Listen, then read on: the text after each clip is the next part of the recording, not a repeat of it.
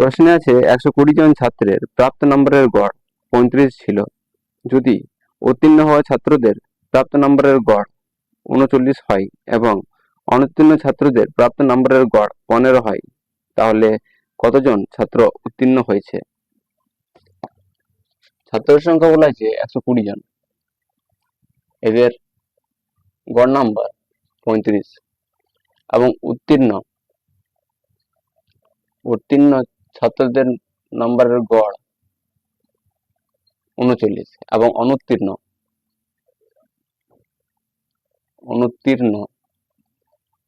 ছাত্রদের নাম্বারের গড় 15।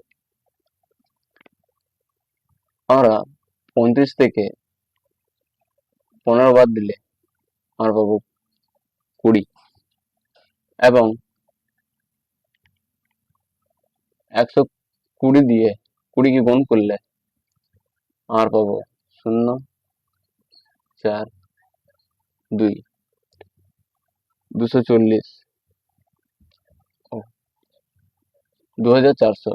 2400 কে 120 দিয়ে ভাগ করলে হয়ে যাবে 20 জন ছাত্র হচ্ছে অনুত্তীর্ণ।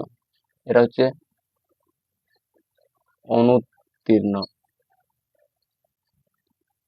20 জন অনুত্তীর্ণ হলে 120 থেকে মাইনাস করলে 20 হয়ে যাবে 100 জন। এরা